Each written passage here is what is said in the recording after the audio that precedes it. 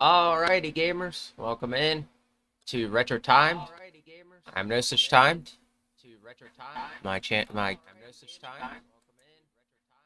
Where am I echoing from? There we go. Alright, but so I'm echoing from somewhere. Alright, I got them both. Either way, welcome in. Well, I'm like all over the place this morning again. I didn't oversleep this morning, but I'm running a little behind on everything because like I'm streaming to two different platforms, which is making it like entirely difficult to advertise, um, and send everything out. You know what they should do with this is like as soon as you set something up, they should have it where you can throw out an invite to all the platforms. Like have a single button that you put a URL under, and then hit that button that'll allow a an invite to go all the platforms that you want it to, and then that way you can get that out there. Because like I'm spending a good bit of time while that music was playing advertising where I am and where you can come watch it. So like even Twitter, I still advertise even if I'm on Twitter, but today I'm on YouTube and Kick right now. I don't know if I'm gonna do a Kick and YouTube. I mean Kick and Twitter thing. I'm on Kick quite frequently because Kick's really been picking up for me. And then like when I advertise it, somebody usually ends up hearting it anyway. So it's just one of those things I like. That's why I keep coming over to That's why I literally keep coming over to Kick, because people seem to like me advertising on Kick. So, but yes, let me find some gaming news for us and we'll get started. So,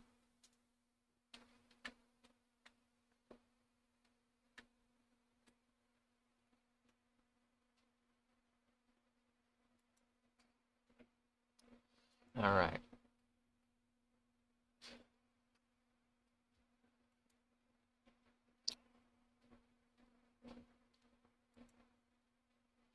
And then you see I got all this stuff I got to deal with also. All right.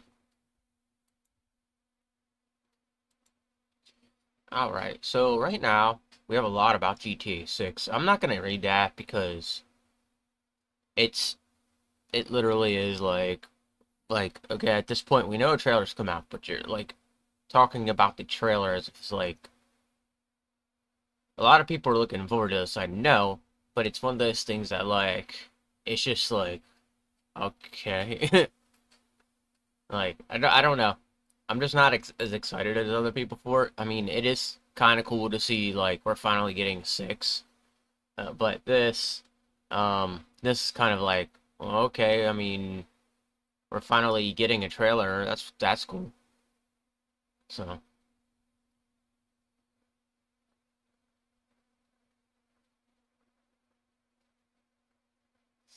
all right. So there's nothing up there I really want to look at. So let's get in here.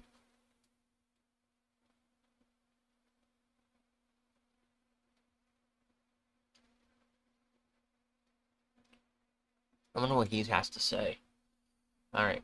It may have been my fault. Peter Molyneux talks Fable 3. So I am excited for Fable 3. I want to try to get my hands on the original like Fable games for the Xbox and play those at some point. I used to live with this dude, and this dude. My two roommates were like really into MMORPGs, and so my first experience with Fable wasn't very great. It was a guy like literally who like plays that kind of stuff, and he just like in my ear, make sure you look at this. Make sure you find, and it's like, dude, can you shut the fuck up? Like it's like, and That's why I don't like RPG nerds. That's why I don't like hanging around them. Solely because they got this weird way of going about things. It's like he was like how do I want to say? He was patronizing me for like not looking around the area and trying to enjoy the game. I don't even think that man enjoys games. I think he just like he likes to pretend he does, and he just hates it all around because I've never seen anybody act like that with a video game, telling you you have to explore, like telling you what to do while you're playing a game. It's like, dude, can you shut the fuck up?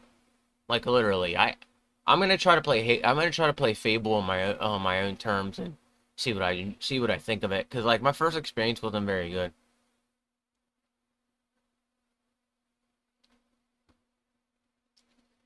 All right, what happened here?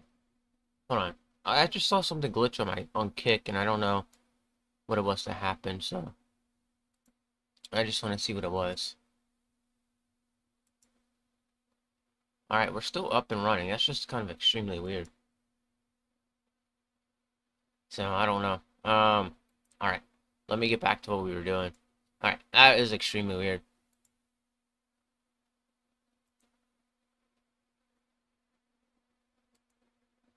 All right, so we're gonna get back to this. Yeah, I'm gonna try to see if I can get my hands on the original Fable. I want to see how much they are too. Over on Amazon, I might actually, if I can't find them at the retro game store down the street, I'll just end up like getting them off of the actual like Amazon store. Peter Molyneux, the infamously ambitious head of the now defunct Lionshead studio, recently spoke about his history of the original Fable trilogy, saying some insight into his regret, goals, and favorite aspects of the series. Molyneux isn't working on the next Fable game, but he has historically been considered the main driving force behind the franchise. So, okay, that could be why we're seeing the Fable advertisement be the way it is now, instead of like a beautiful looking woman who, like, okay. So, in How to Train Your Dragon, I'm just gonna state this, but the blonde in How to Train Your Dragon, that's the ideal woman that I want to see in these parks, okay? The ugly woman we're seeing in this advertisement isn't exactly, something I want to see play the part. I'm just saying this as a guy, but I'd rather see a cute blonde like Zelda or a cute blonde like the one from How to Train Your Dragons go out and fight bad guys and all that in this kind of stuff, as opposed to what we're getting. Isn't that the point of it all? Is like to have an attractive female go out and fight battles? Even in World of Warcraft, I see, I watch Miss Click. Miss Click, she creates a female that looks just like her, and it's a very attractive female character, you know? And that's why, like, if I do, and you'll even see it with me, when I play MMOs, if I'm creating the girl character, which I play in certain games, like Cyberpunk 2077, there were certain scenes as a guy where you can watch the female character do stuff with another female character. So it's an automatic. For me, it's an automatic. Now that I know that, that's what I'm gonna choose. I'm gonna choose an ugly. I'm gonna choose not an ugly girl, but I'm gonna choose a pretty girl and to go after like. All right, Judy's cute. I like Judy from Cyberpunk. V, I made her super attractive. So when it comes down to it, I can envision in my head what is happening between two women that just got intimate in a form of, in just an aspect of like, in the game it shows it, but like, when it comes to think about it, you don't want I mean, you know, uh, I don't know how to say this without being a freaking mean, but you don't really want an ugly woman going out there fighting battles. You see a battle, you want an attractive blonde, an attractive brunette with like that's very fit, but also has like some muscle and strength to her at the same time to go fight these battles. And you know, I don't understand that, man. I don't get why we do that, and I don't understand where that's even coming from. And the stupid movement that's pushing that onto us fiercely. It's like, okay, Well, are these women that are doing this, or are these guys that are doing this? Because if it's guys doing it, I'm kind of confused. Because back in the day, back in the early '90s, guys were all about wanting to have a hot, attractive woman go out and fight the battles. In fact, I forget her name, but like, do you guys remember the girl from How to Train Your Dragon?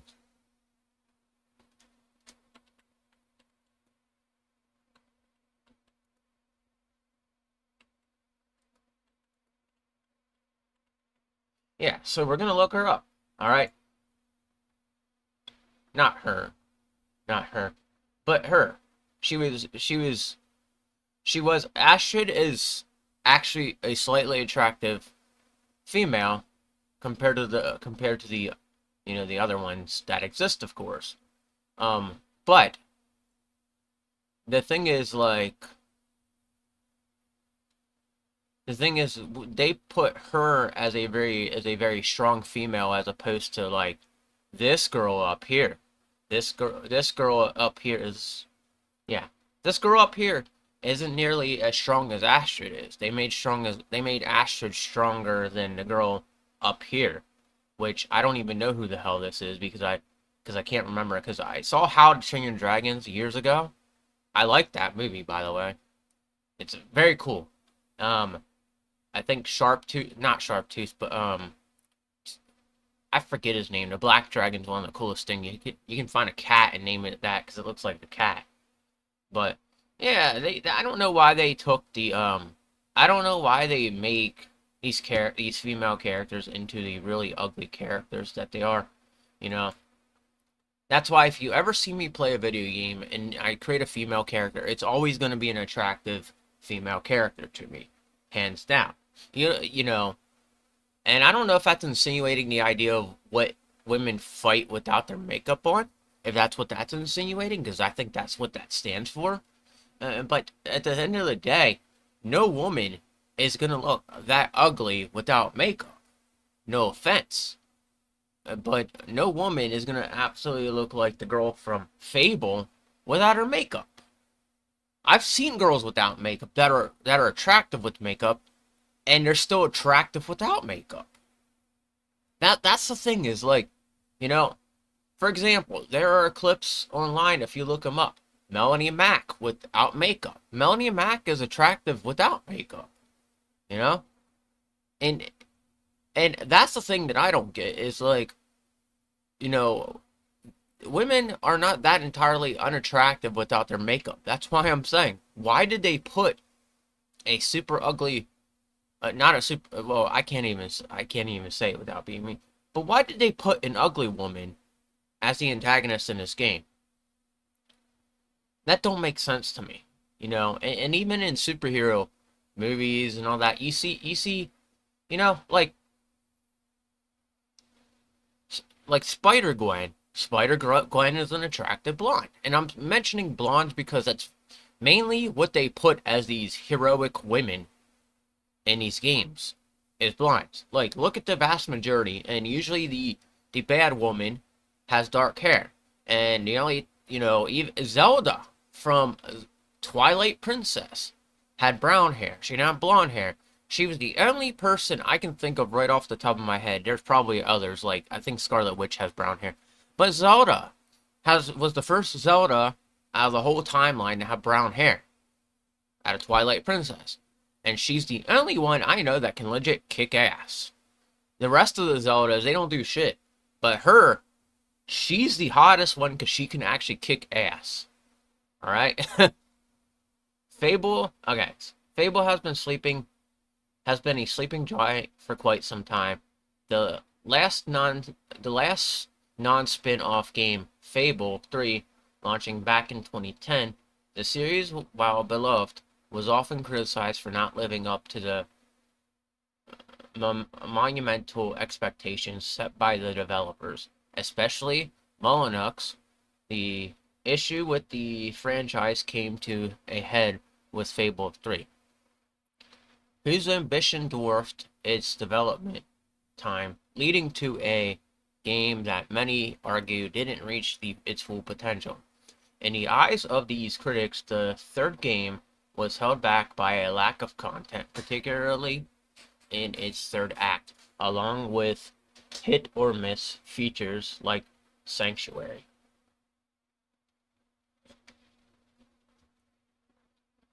Oh, and Assassin's Creed Syndicate, where you could play as the woman role.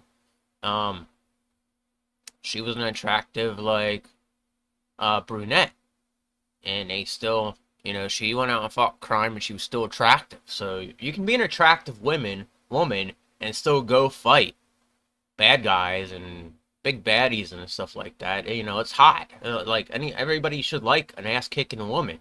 Like Laura Croft is hot to me. I if Laura Croft was legit real, and she asked me to have her baby, give her babies, I'd be like, okay, I'm giving you babies because you're hot. But that's just my take on it. Ahead of the Holty anticipated Fable reboot, Molyneux sat down with the gamer to discuss the series past. The former Lionhead developer touched on the grand design the team had for Fable 3, how they wanted it to comment on their relentless forward crawl of the industrial world, and their dreams of putting the players in the shoes of a leader with an in-depth, extensive portion of the game meant to be dedicated to the player's role as king or queen. On that last point, Molyneux laminated that the developers didn't have enough time to flesh it out in the way they wanted, citing Microsoft's release date deadline incentive as a key reason why development time was truncated. Molyneux also took a bit of the blame for this, stating that it may have been his fault, as well as he didn't push back on these deadlines or ask for more time. Though Fable 3 retains the series' identity in many ways, it can sometimes feel like a game without much direction, and much of this can be attributed to its rushed development.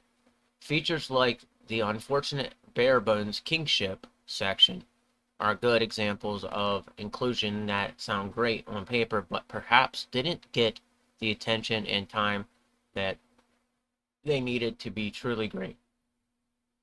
With Molyneux reflecting on his storied history as a AAA game developer, it will be interesting to see what he does. Moreover, it's worth thinking about Fable 3's shortcomings as Playground Games and Xbox prepare to launch the next chapter in the Fable franchise. So, yeah, I want to see how much these games are over on Amazon. And so, see if I can afford any on my, because these are games I want to play. Alright, so Fable for the Xbox, $50. Are you kidding me? Why is this so much?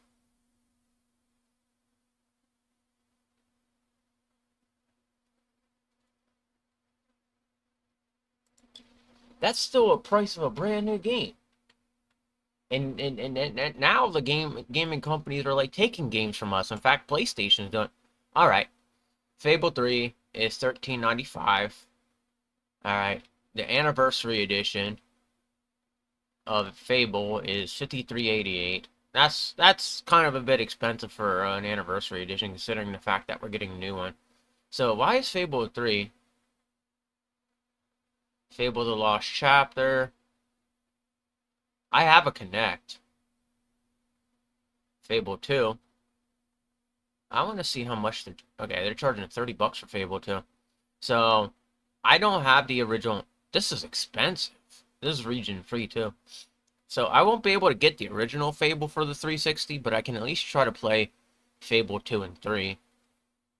The thing about Fable is, I look at it, and it kind of represents, in a way, it looks like about a kid growing up and choices he makes as he grows up.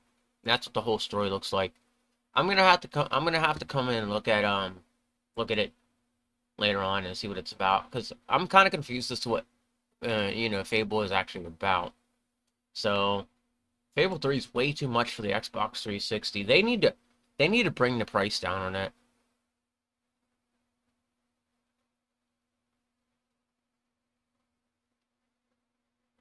Okay. I don't think I'm gonna be reading this because we all saw that this is everywhere. We know trailers coming out. And if you're not getting it from me, go somewhere else because there's other gamers out there that actually are doing it.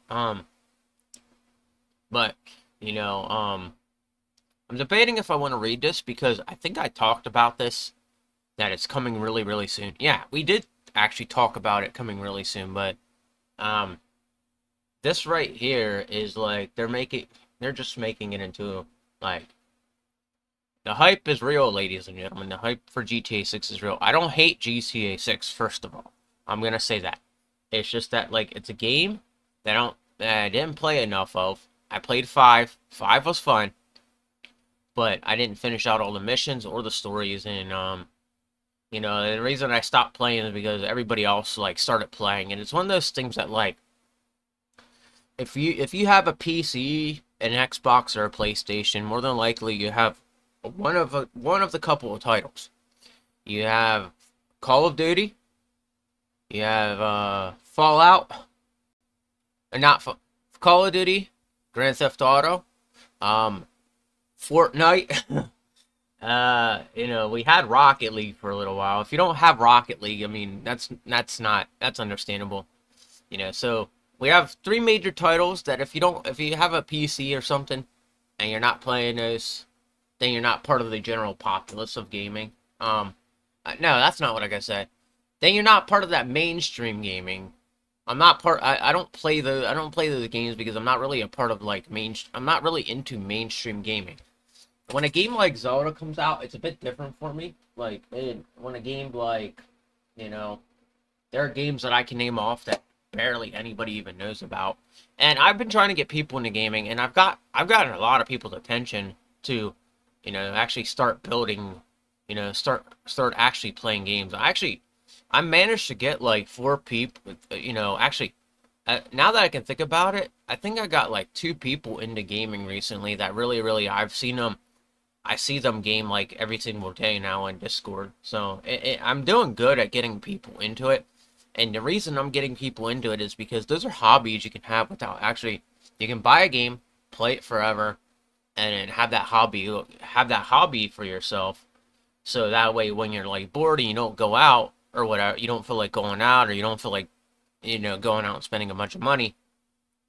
You literally go. You literally can sit home and have something to do with your free time, and that's why I do so much gaming is because let's face facts.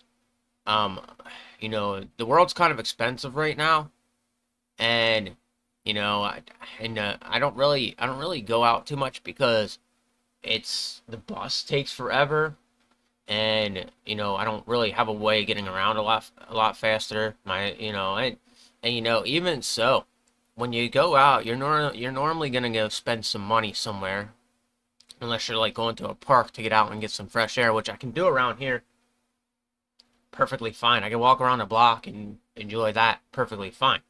But it's the fact that like, I think about it this way, you know, um, if I really wanted to go up to like Disney Springs or something, I would really have to consider waking up super early and just go to Disney Springs and then leave like sometime in the early evening so I'm not like coming home really late. And I want to spend time at Disney Springs at the evening time because of all the holiday stuff that's up there. But I don't know if I'm going to be getting up there. And another place I'd like to go here in Florida, and I have yet to since I lived here, is Universal Studios.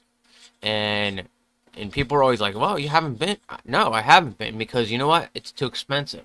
A lot of the theme parks are way too expensive.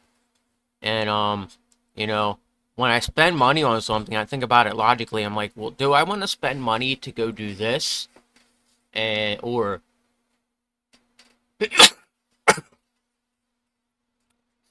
or do I want to spend money to make a long-term investment on something like a video game console and stuff like that? So I always end up choosing a video game console over anything else, solely because I'm solely because I'm trying to figure out, well, I'm trying to make sure everything I have lasts longer. And that's the part of spending money you gotta be reasonable about. You can't, like, when you spend money, yeah, you pay your bills and all that, you pay your monthly bills. But when you're buying something for yourself or treating yourself, I would prefer treating myself to something that I'm gonna have physically for a while, as opposed to something I'm gonna have for a short time. And that's where people don't think like me. And people get mad that I don't think like that. People get mad I don't like want to buy pointless things sometimes that isn't gonna last me long. That's why, like, when it comes down to it, you know, looking at PlayStation, they're trying to take digital games away from everybody, and it's actually been they actually already are stating that they're trying to take everybody's physical games away from digital games away from them. So that's why I'm always saying go out there and buy physical. Maybe that's the point of what PlayStation is doing right now. Maybe they're pushing everybody into buying physical again because maybe they wanted to put a scare on us to go out and buy physical games again. Maybe that was the purpose of it. We needed something. All right. So okay. Oh man, I can't wait to play this one either. Alright. Cyberpunk 2077 bug forces V to endure a terrifying ride with Rogue. It's gotta be like some sort of like really bad glitch. One, Cyberpunk 2077 player has recently stumbled on an odd bug that forced them to endure a fairly terrifying ride with Rogue. Their unsettling experience adds to the list of bizarre but largely benign bugs that Cyberpunk 2077 player have encountered to date. No software is completely free of problems, least of a highly ambitious open world games in the vein of CD Projekt Red dystopian RPG. And while the 2020 title had an infamously troubled launch, it was plagued by several technical issues extending well beyond minor bugs. CDPR eventually managed to right the ship by spending over 125 million on fixing Cyberpunk 2077 over the last 3 years. My thing is like, okay, so when these companies say that 125 million that they spent, all right, what are they doing? Are they spending that on their employees? Are they spending it on like products like machines and all that? What are they spending it on? And that's my thing is they say they're spending that. But are they really spending that, or are they putting it back into their company to make the company better? That's why when these companies say I spent this amount of money, chances are they're always spending it on like employees, the paying employees, or like spending money on new machines to fix the problem or something like that. I find it weird that they say that kind of stuff because as a company creates video games, I think the only thing they would be paying for is an engine, which would be then like I could understand then if they paid for the engine, but 125 million to pay for like Unreal 5 engine or something like that, that's just complete insanity. I don't know. Even so, some smaller problems still persist to date. Reddit user WooCash91 can attest to that fact, having recently come across odd bug that made Rogue drive them to the very edge of the map into North Badland, Watson. The issue was encountered near the beginning of Cyberpunk 2077 Chip-In side job, a late quest that normally involves Rogue driving V to the waterfront of Central Watson.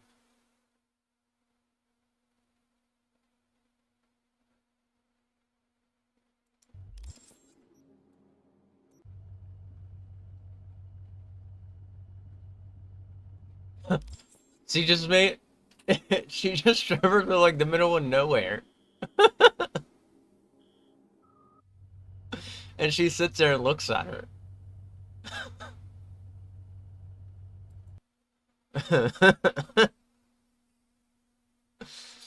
Much to Wukash 91 surprise, Rogue did not manage to complete the intended ride after reaching the target destination. Instead, the game teleported the duo back to the road just as she was about to pull over, which simply made her keep driving without saying a word. The player described the experience as the trip of my life, substa- substantiating the remark with a brief gameplay clip of Rogue staring unsettlingly at V as the duo sat in her car Quadra Type 66 Mistral. They have some very nice cars in Cyberpunk. In complete silence in the middle of nowhere. Yeah, that kind of looks funny. Wukash91 explained that they were unable to leave the vehicle even after Rogue finally stopped the car in northern Badlands, forcing them to reload the game in order to continue. Several fans chiming in on this terrifying ride said they experienced the same issue with the chip-in quest, since all those accounted indicated that reloading a previous save eliminates the problem. It would appear that Cyberpunk 2077 bug is caused by some specific state that can only get triggered after V and Rogue embark on the ride at the afterlife. So I entirely beat the game, and I'm leaving it at that because I've collected almost everything. But um, I'll finish reading out and I'll give my take on this because this is just weird. And it's some in an aspect of like, let me explain why it's weird. All right, players worried about these scripting bugs of this sort can usually avoid them by simply skipping scripted rides in Cyberpunk 2077. Doing so as simple as holding the cancel command, which defaults to C on a keyboard, B on the Xbox controller, and the circle button on the PlayStation. Given how CD Projekt Red continues to push out major Cyberpunk 2077 updates 3 years into its release, there's still a chance that the developer will address this odd bug in a future patch. Alright, so, first of all, let me say, Rogue looks pretty, okay? If Rogue is sitting there staring at me, it might be awkward. I know this is a video game, but Rogue is pretty. And honestly, I don't understand how a guy could be like, well, this is creepy. Alright? It's weird. Yes, it's bizarre. But, I don't know. Why are men so sensitive about shit? Why are men so sensitive about like, you know, they could have been like, well, this bug was interesting. But the people writing it made it seem like the guy was just like kind of freaked out by Rogue staring at him.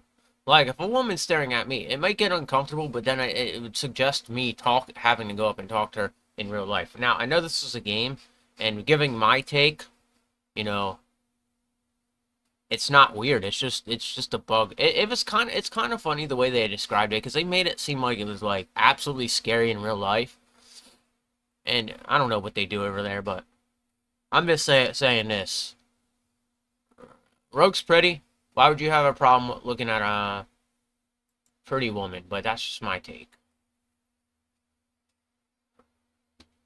All right.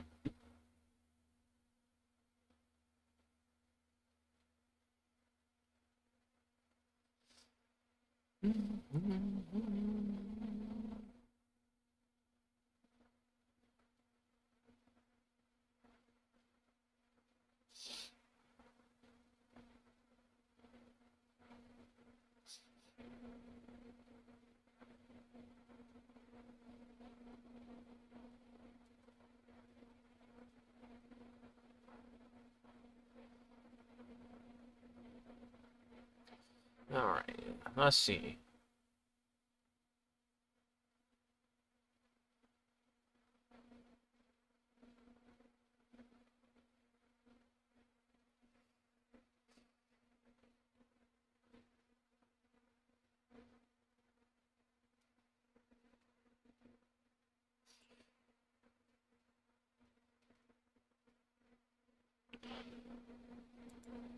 All right, so we're about to find out the main reason why, like, maybe Xbox may be struggling right now. This could be the main reason.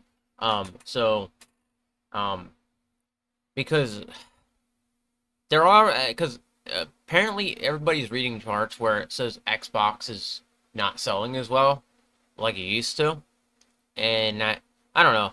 Sometimes I feel like this is all just like it's all just made up. Like I will say this: there's a point where I take a look at something and like Baldur's Gate is an example of a game that didn't actually sell as well as like everybody thought. And there's actually statistics for it. There's a physical sheet stating what games sold well, and it had like every single game on there. And somebody was trying to tell me, well, Larian Studios don't really talk. No, that's not the point. That's not the point. Every game is on that list. How are you gonna sit there and tell me Larian Studios didn't put Baldur's Gate onto that list? I don't get. I don't exactly get how somebody can just make up an excuse for a list that exists, and we all see it, but it's not real. Well, we all see it, and then we know it's real. Why are people making up excuses for a game that actually didn't do as good as it should have been? And that's why I'm like really weird about the. That's why I'm like really weird about the video game awards this year. Like, I've been voting I've been voting through Spawn Wave's like uh chart, but as for game of the year, I'm probably not even gonna bother to vote because I'm gonna tell you what's gonna happen. Those people over there, I'm gonna state this. I don't really think they're going by gamers' choice or actual people's choice. And I think what's gonna happen is they're the ones choosing who's gonna win, and that's why like I'm just not even gonna bother because like there's a lot of people out there that when you look at statistically, there's a lot of people out there that would vote vote for Tears of the Kingdom and stuff like that, and when I sit there and look at it, I feel like Baldur's Gate is just gonna win, even though statistically by sales and records, Baldur's Gate didn't sell fucking crap. It didn't sell anything. It didn't even make the top 20 for sales. That's what I was looking at, and I'm like, well, this is complete BS because you know what's gonna happen? It's gonna be made up. I'll run the game show awards, and I'll make sure the people vote on what they want.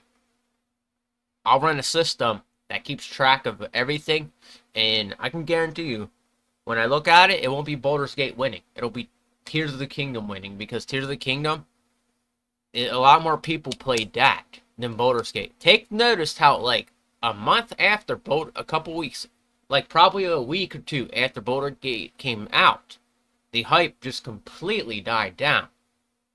Tears of the Kingdom had hype for like a month. That's what I'm talking about. If you're not paying attention to the level of hype something's getting, and looking at that, then you're just gonna make a decision based on what everybody else is saying. All right. When you make a decision to see how great something is, always look at statistically what is going on the internet.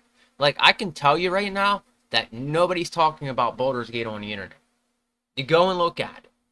In fact, I might make this into a video later on today on Retro Time.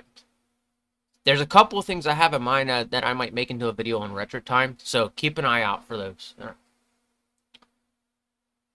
But I got off topic. Okay. Microsoft Gaming CEO Phil Spencer revealed that Xbox spends over $100 billion a year on its popular Game Pass subscription service. While this might seem like a surprising amount of money, Spencer explained why it's well spent. Game Pass offers user a larger library of games to play in exchange for a monthly fee. Similar to popular streaming platforms like Netflix, it houses a diverse range of games from AAA titles like Starfield and Battlefield 2042. See, PlayStation right there could take this and make it their own. But PlayStation's too stupid. I swear, PlayStation's like the stupid gaming company. Two artful indie pieces like Just Dance inside. Since its introduction in 2017, Game Pass has been highly successful and is now the go-to subscription service for Xbox users. However, a service this robust does not come without significant investment. After revealing that Xbox spends $1 billion every year on Game Pass, Spencer explained in his interview with Windows Central that this money is needed to support the plethora of third-party game studios that participate in Game Pass, while its members include some of the most popular game studios in the industry. It also helps fund small, little-known companies that are working on niche projects. Although this undertaking is financially daunting, it allows Microsoft to offer a huge range of games within its Pass service, pulling in more subscribers to the Xbox platform. Although Game Pass has already reached impressive heights, it doesn't seem to be slowing down anytime soon. It's rumored that December 5th and the days following are going to be significant for Game Pass fans. Thanks to some popular games being added to its library and announcements regarding the service expected to be made at the Game Awards on December 7th, recently rumors began to spread that Game Pass might be expanding to other platforms like Switch, and PlayStation. However, Spencer shot these rumors down, explaining that Microsoft has no plans for bringing Game Pass to new platforms. He explained that Game Pass has become a major part of Xbox identity, and it will continue to be that way. Although the company is not looking to expand Game Pass to new consoles, it's continuing to reach new ways to innovate the Xbox brand and portfolio of games. Going into 2024, Game Pass continues with more anticipated releases. Games like Avowed, Hellblade 2, and Harold Halbate are just a few titles that have piqued the interest of gamers who are looking for intriguing single-player games to dive into. But seeing that these releases are still months out, in the meantime, Xbox Game Pass subscribers can enjoy the service currently abundance of content. Alright.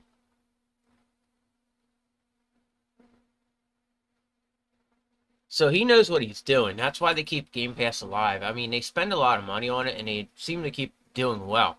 And one thing I will say about Xbox is that's what, Game Pass isn't very expensive, to be honest. Why the hell are we putting Eminem into this fucking game? Like, they gotta stop putting rappers into these games, okay? We don't ever see Ozzy Osbourne in a video game. We don't ever see any actual metal rock stars in video games, but we'll see people like Eminem, Nicki Minaj, and those other people from the rap industry be in video games. But we'll never see an actual rock star go into these video games ever. Last time we saw a rock star in a video game was Guitar Hero, and we saw Slash from Guns N' Roses go into Guitar Hero, and we haven't seen it ever since. This is why I don't like the Zoomer generation, the Gen Z generation, because they all like they're all into rap, and you barely, a lot of them, that's I don't know. I don't think, why does it have to be him?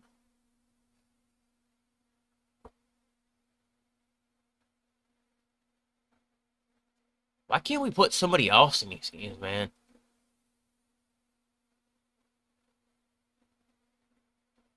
That also goes to show you that for me, when they put these rappers in games like this, it just goes to show you how glorified the rap community is and how like how they will do anything. So that's the big difference between metal music and rap music. Rap music will do anything to just genuinely get inside of something that's massively popular to promote their music. Rock stars and metal stars don't actually do that. And that's the big difference here. And that's like why, that's why I don't get interested when they say, well, this person or so and so is going to Fortnite and getting excited about it. I didn't even know Eminem was going to Fortnite, to be honest. And like, it's not something that I would be like, okay, I'm playing Fortnite now, because there's people I know that would legit play Fortnite because Eminem's in it. That's how fucking dumb they are. Like, you know, and Fortnite back in the day when it first came out, it wasn't a game I even bothered to play, and there was just something about it I didn't care for, and I think it was because it was too mainstream. And now we got.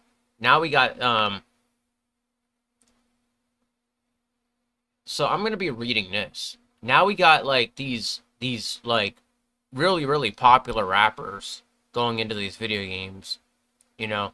And I look at it this way. I'm not willing to play a game just because some rapper's going into it. No offense, but rap has just never been a thing I've been interested in. And yeah, even if you were to like, you know, even if you were to put like somebody like Mike Shinoda into these games, I probably wouldn't bother to play because I like Mike Shinoda's music, but it doesn't drive me to want to go play as somebody in Fortnite. Like Mike Shinoda is awesome, don't get me wrong, but I would not bother playing Fortnite even if he was put into it. Now, I will say this. Now, if we were to take AEW back here and put somebody in it, like an anime character or like, somebody I really appreciate that's famous like Keanu Reeves or somebody like that. I would probably be like, okay, now you're talking. Let me get in here and actually play now because I can fight as them. And it's because they would have their stats up decently, and I would like to see stuff like that. I mean, why not put stuff like that in AEW and stuff like that instead of Fortnite? Because I will say this: I would still play a wrestling game if it was very good and had the right, and they even put people in it. I'd be like downloading people just to like, honestly, if Eminem was to go in AEW, I would download Eminem, and I would play my character just to beat the hell out of Eminem. Like, just because, like, I don't like Eminem like that. I am not a fan of Eminem, and I would legit want to beat Eminem up inside of a video game because I'm not into Eminem's music, and I don't know, the man could just kind of, he's the kind of person that would piss me off in real life, and I would probably not care for the guy. Now, I know he's been through a lot, and I know his backstory, but I have a lot of backstories and have been through a lot too. And I'm not sitting here, like, making people feel guilty about me. That's the big difference. Even Mike Shinoda. Mike Shinoda's been through a lot. And he don't make people feel guilty about everything he's been through. He writes music about how that feels, but he doesn't make people feel guilty about what he had been through. Mike Shinoda wrote Post-Traumatic after the whole events with Chester Bennington, and you can tell there was other stuff going on in his life, and that's what that whole album was about. And he don't make people feel guilty for what he's going through. As for Eminem, Eminem puts everything on his plate and makes people feel guilty for everything he goes through. So, like, example, Eminem's mad at his mom, so the whole world is mad at Eminem's mom. It's stupid. It's really stupid. Even when I become famous, or when I become big, I'm not gonna get the world mad at my mom or my sister. I'm mad at my mom and my sister. I don't need the world to be around me to be mad at my mom and sister. That's for me to handle and take care of, But I don't. I'm letting stuff go and at peace now, so I'm not actually mad at them anymore. But if it was to come up at some point in my career, yeah, I'd talk about it, and I wouldn't try to make everybody be like, well, be mad at my mom, be mad at this person. I've been through a lot, and I've been through about the same amount of stuff as Eminem, and I'm not gonna sit there and complain about it. But if you ask me the story, I'll tell you the story, but do not be, I don't want you to be mad at anybody in my actual life. You know, I there's some things recently that I left go, and that's that's something that Eminem hasn't done. Eminem is still mad at the same people he's been mad at for 20 fucking years. Dude needs to move on. Alright. Phil Spencer comments on plans to bring Xbox Game Pass to Nintendo or PlayStation systems. Yeah, that's just like Phil Spencer here. Phil Spencer could permanently be mad at Jim Ryan for some of the shit that he did to Phil Spencer, but is Jim Ryan's name coming up in all this? Fuck no. Jim Ryan's name never comes up in all the stuff that goes on. Phil Spencer focuses on the company and continuing to move forward. Phil Spencer is somebody, I highly appreciate, because I look at the way the man handles stuff, and he keeps moving on with his life. He doesn't stop. Head of Xbox Phil Spencer comments on the potential of having the Xbox Game Pass service on rival systems, stating that there are currently no plans on bringing it to Nintendo and PlayStation consoles. The Xbox Game Pass service is rather groundbreaking for the Xbox brand, giving subscribers games access to 100 of titles for a monthly fee. It includes classic Xbox titles, indie games, and even AAA titles published by Xbox on day one. Xbox. Day one AAA release, Starfield greatly benefited the Xbox Game Pass service, while also increasing its subscriber count to a new level. Despite the service being an Xbox console and PC exclusive, there have been multiple attempts to try and bring the service to the platform. Microsoft once tried bringing Xbox Game Pass to PlayStation platforms in the past, and there have been rumors about attempts to bring it to Nintendo Switch as well, though nothing has ended up materializing yet. Microsoft CFO Tim Stewart recently talked about these plans again, looking to bring the service to every screen possible. Head of Xbox Phil Spencer also commented on this initiative. In an interview with Windows Central, Spencer was asked about Stewart's comment about bringing Xbox Game Pass to PlayStation or Nintendo, which some fans took the idea of Microsoft preparing for the future when Xbox would no longer be producing hardware. Spencer states, "We have no plans to bring Game Pass to PlayStation or Nintendo. It's not in our plans." Spencer instead wants to focus on innovating for those who already own an Xbox console, feeling especially proud of the hardware team for their work on developing the Xbox Series X and S consoles. This reflected in Game Pass and Xbox Cloud Gaming, which are all things exclusive to Xbox console, so that they make gamers feel like the commitment is a two-way street in a sense. He states that Game Pass is a strong part of Xbox identity. It will continue to be that, and they'll be looking for future ways to innovate across Xbox brand, gaming portfolio, and platform. Spencer was also asked about the future hardware innovations, since PC gaming handheld like Asus ROG Ally could play Xbox Game Pass on the go. Hold on a second. Spencer notes that he has a Lenovo Legion with him which he considers extension of the Xbox console since it allows. Hold on one second. I'm gonna finish reading this. I just.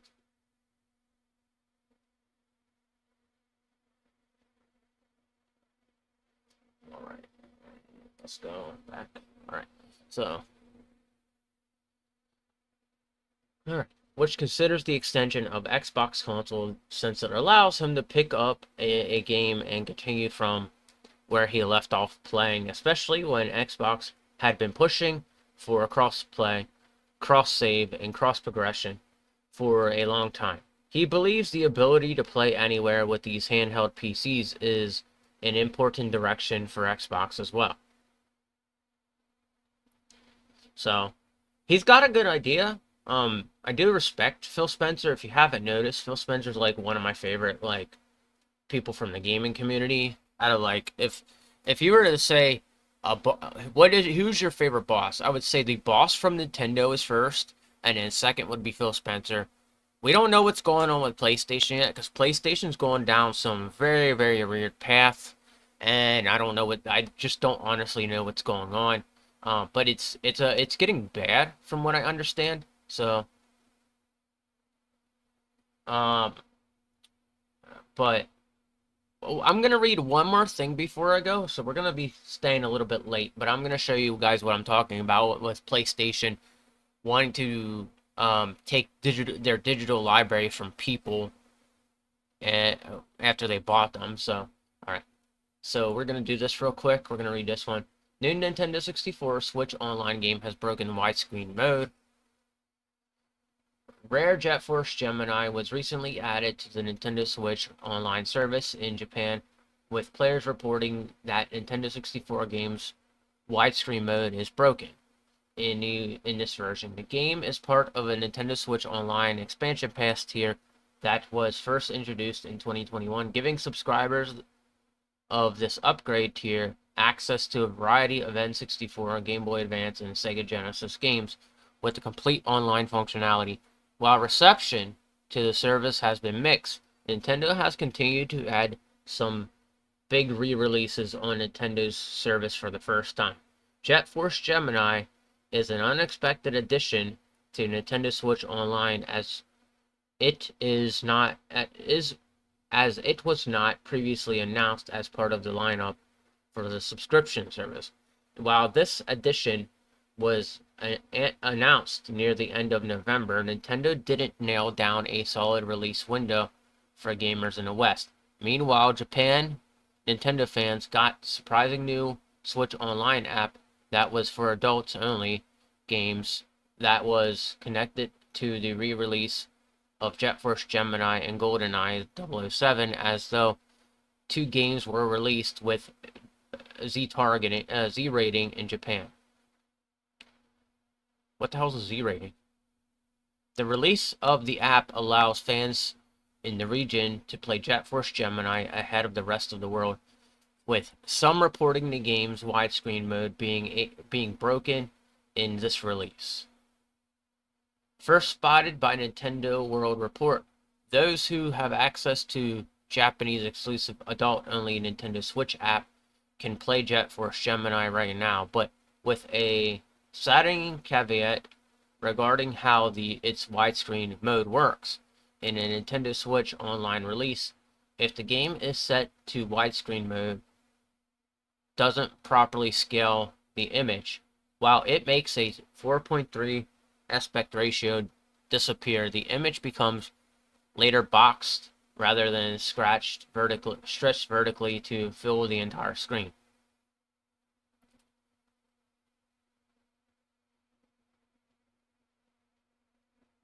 So, okay, so by looking at this, alright, so what we're looking at here is this is what it looks like. That's what it's supposed to look like. And well, no, this is what it's supposed to look like, but what? Oh, okay, so I'm trying to figure out what's going on here. Alright, Jet Force Gemini is out in Japan right now, eShop right now, widescreen mode, doesn't scale correctly. Here's the 3.5. Okay, so this is what it is. Okay, this is where we're at, and it's supposed to be like this, I guess, instead of what we've been getting. Because, like, the Nintendo Switch Online has always been like this, but I think what they're trying to do is fix it so it's more like this here. I kind of want to play Jet Force Gemini just because, like, a lot of people are talking about it, and it looks like it might be a lot of fun. But I'd have to look into it myself and see what it's about. But let's get back to what we were reading. Alright. The extra wide part is that you got this right here in GoldenEye 007. Okay. This is rather disappointing for fans, as Jet Force Gemini was one of Rare's games that could support 4:3 and 16:9 widescreen aspect ratio at the time of release. This is especially strange since the Nintendo Switch Online version of GoldenEye 007, also developed by Rare, was scaled properly when re-released, with widescreen mode being default option. While this bug could theoretically be circumvented by adjusting a player's television setting while playing the game docked, this isn't an option when playing the game in handheld mode. Some gamers hope that this bug for Jet Force Gemini will be fixed before the game is added to North American version of the Nintendo Switch service. For the time being, if players wish to play the game early via the Japanese region app, then keeping the game at 4:3 aspect ratio is the best way to play. Alright, so I'm going to look something up real quick before I get out of here, so that way, I can talk about this with you guys.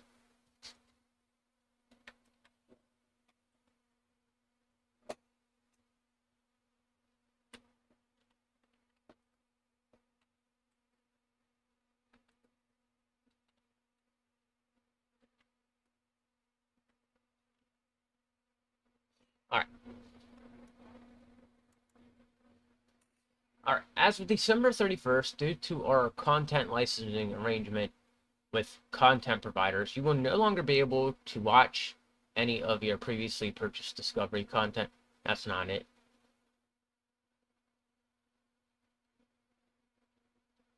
Alright, so I want to see the news about it. Alright, that's not it. Alright, PlayStation. PlayStation fans slam Sony for removing over 200 from library with no refunds. Okay, so they're basically, this is an article that came out a little over a couple of days ago. Actually, this came out today. I thought this came out a couple of days ago. So, alright. PlayStation fans have understandably livid that content they paid for will be inaccessible by the end of the year. An announcement from Sony stating PlayStation users will soon lose access to purchased TV shows has sparked a debate about the longevity of the digital store. Alright.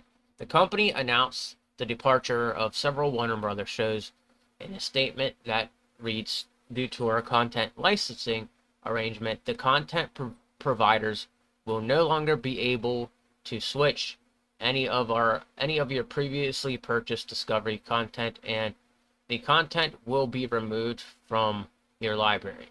This caused an outrage among users, as it's bad enough that new users won't be able to purchase the shows, but those who have purchased them won't even be able to watch them. So what they're trying, I mean, from the looks of this, let's read down a little bit further. I want to dive deeper into this, and we're going to figure out what this is about. I want to find out if they're going to be taking games away from people, or if they're taking, like, TV shows away. Further outrage was promoted when the statement said nothing but potential refunds for customers who would be unable to access the content they drop their hard-earned cash on, leading many to call the entire situation a scam, as well as question the legality of it.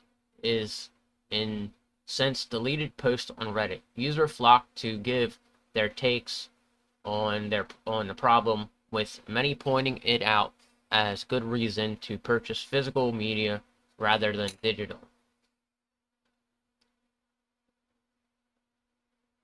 One user theorized Discovery is probably deleting all their programming from existence for a tax break or something.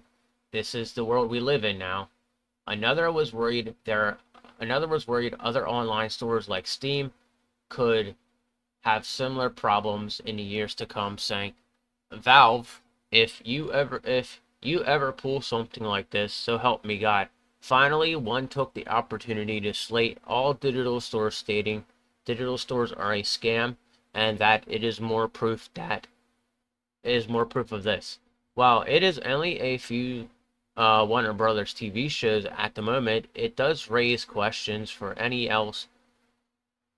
what else could be taken from us in the years to come. If games start becoming inaccessible without refunds, there surely needs to be a legislation put in place to protect the buyers. So as you can see, it's okay. So I thought it was games, but it's TV shows. All right. So this, ladies and gentlemen, is why I have the shelf behind me. I bought like very few digital copies of games, and you know, I barely even touch those digital games. But if those digital games were to like be taken from me, I'd be a little bit concerned. I'd be really concerned I'd be really concerned and kind of mad that my digital library, what little I have, would be taken from me.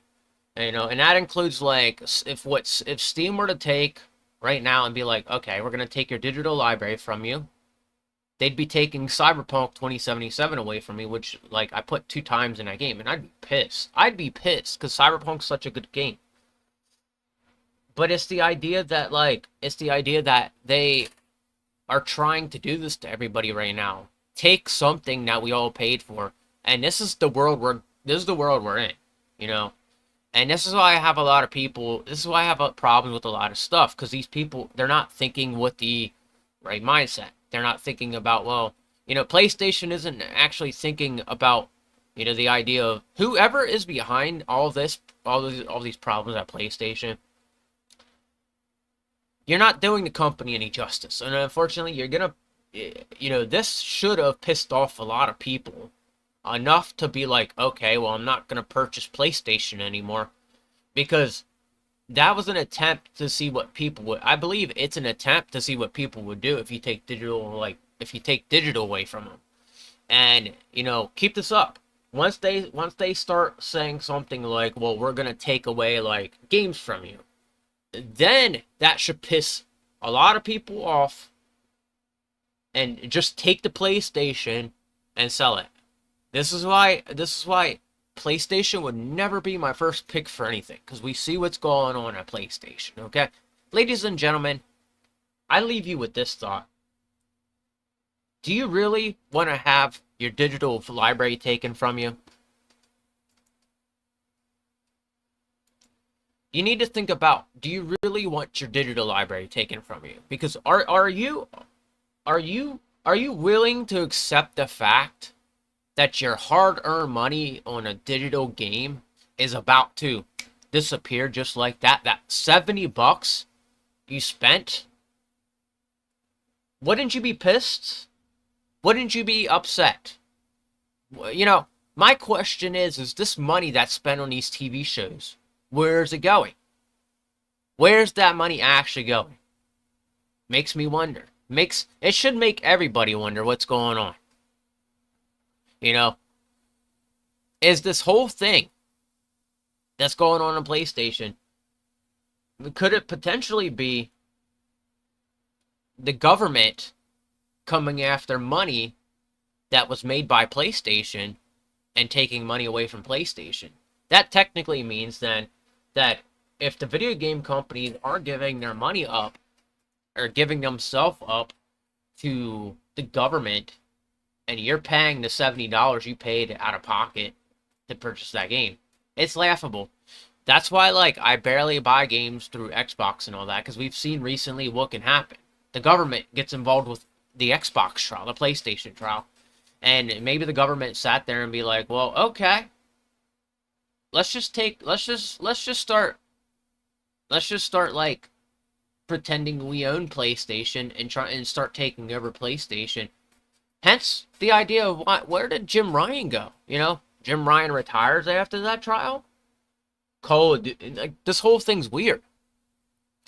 But when it comes down to it, nobody's sitting there thinking about, well, could the government have decided to take over PlayStation's side of the gaming industry? Very weird when it comes down to it. Just think about that, ladies and gentlemen. Just something to think about. That's why I don't get involved with PlayStation. PlayStation has something going on right now that maybe I don't know where their money's going, and I don't know why they're, maybe there's something there that PlayStation got in trouble for recently. Maybe there's some sort of copyright. I don't know. But it's just something to think about, ladies and gentlemen. We're on an age where we're heading into our our accesses to our digital library are disappearing. This could be anything. This could be promoting the idea of, and when I look at it, it could be promoting the idea of buying physical all over again. Maybe that's what this is about. Maybe that's why PlayStation did that. Maybe they want people to buy physical, because we're talking about we keep complaining about media disappearing, and we keep complaining about the digital future. And yet PlayStation has something going on where they're like, okay, we're taking all your digital media from you, the TV shows. I don't know, ladies and gentlemen. It seems like there's something there that we should all be paying attention to. And maybe this is an act to get us to buy physical media again. I look at it this way. I go to Walmart sometimes, and the video game is very, very, very small right now.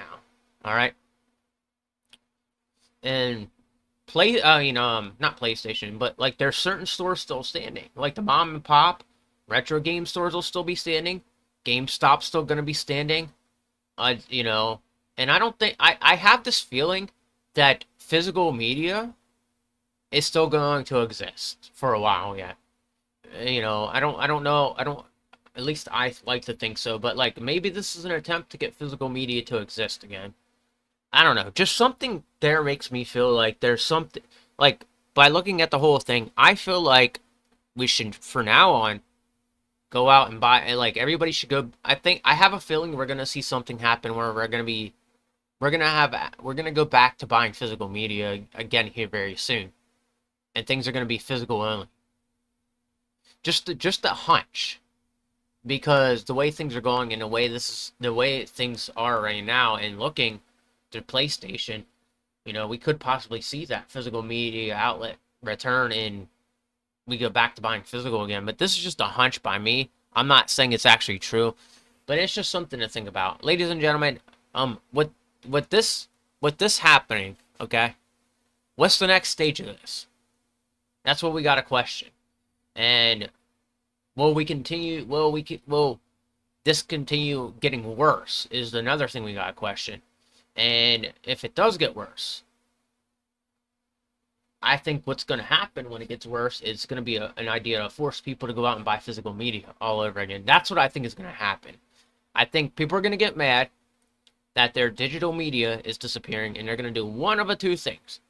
They're either going to start leaning towards, there might be more people buying physical all over again, which then we'll go back to the days of midnight releases and all that. Or we could see people just completely return their PlayStations, and PlayStation sales will go down and people will start buying Xbox.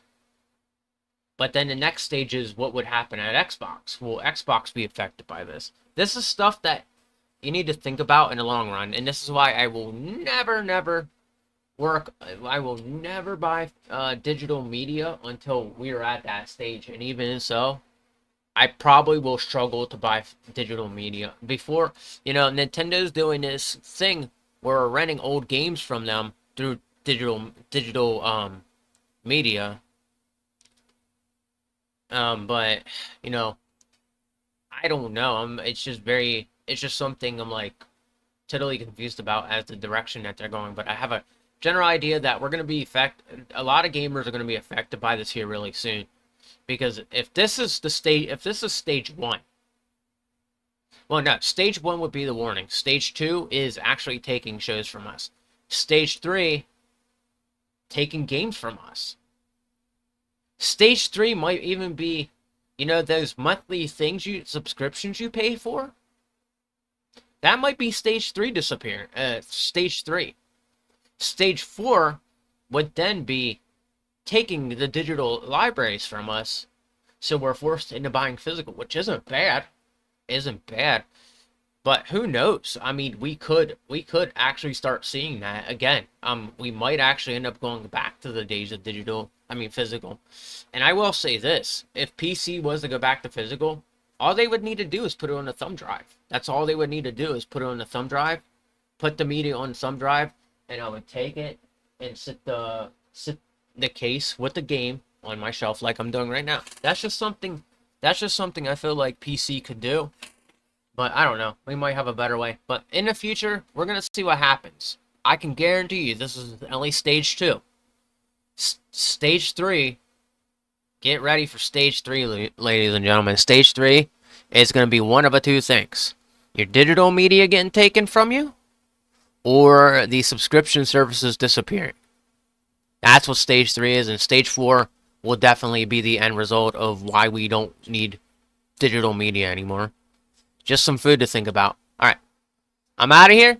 Y'all have a wonderful day, and, enjoy your day, and I'll be back again with some videos, and, yeah, take it easy, guys, and keep gaming, gamers.